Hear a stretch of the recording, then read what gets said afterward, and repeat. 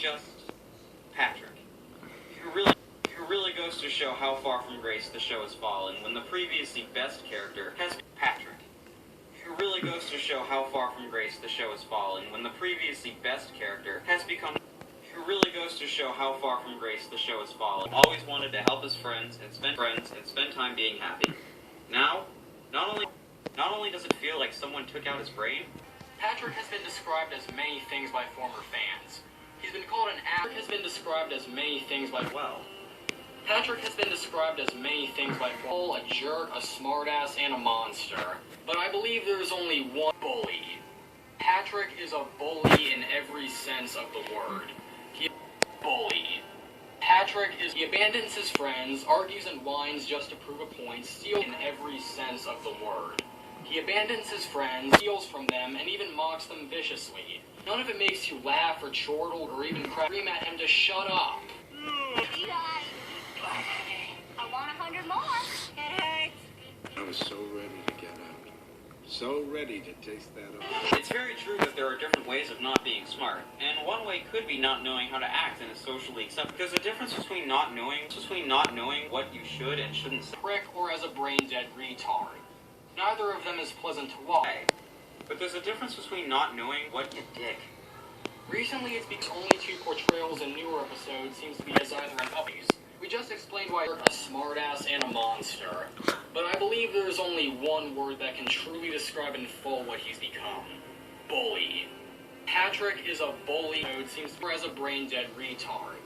Not knowing what you should and shouldn't. Only two portrayals in newer episodes seems to be as either an uppity prick or as a brain-dead retard. Used for jokes or minor plot development.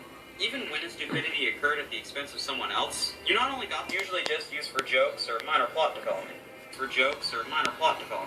Even when his stupidity occurred at the expense of them outside of just being a minor annoyance. We want a refund, Krabs. Wow, that's offensive and unfunny. But he suffers no consequences when it ends up hurting his friends. Talking like nothing is wrong. As it's even worse when he keeps talking like nothing is wrong. In anything at all. You, mind if I take another whiff? Mind if I take another whiff? Frightfully ironic. It's not ironic, it's just me. Take this. Trading card, but he never finds it. Patrick gets it, on purpose by the way, and SpongeBob has to constantly bail him out. Sure, on purpose by the way, bail him out. Sure, eventually at the end of the day, but a reason, right in front of SpongeBob. But until then, he starts maiming and SpongeBob starts crying. Patty actually had 4 more of the same card. Today is the big day, Squidward. Don't want to be late. Gotta hurry. SpongeBob and share it. Patrick proceeds to eat it all, and then whines that it didn't come with the Krabs Makes one, and so SpongeBob can have it for a little more much this footage, and some clips from the older seasons back to money. SpongeBob buys it and is overjoyed. Then Patrick insists SpongeBob share it, and... I think this calls for another. Well, here's your problem. Don't you worry, buddy. We're gonna make it go away. Are you trying to say that you are better than me? Ow!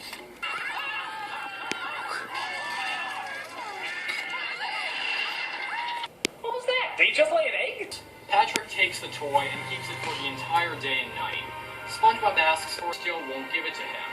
Then he makes it even more unbearable. Jerk and Mr. Krabs scolds both of them.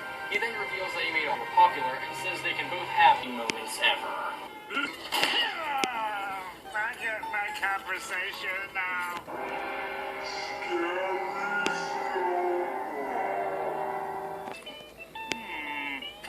Interesting.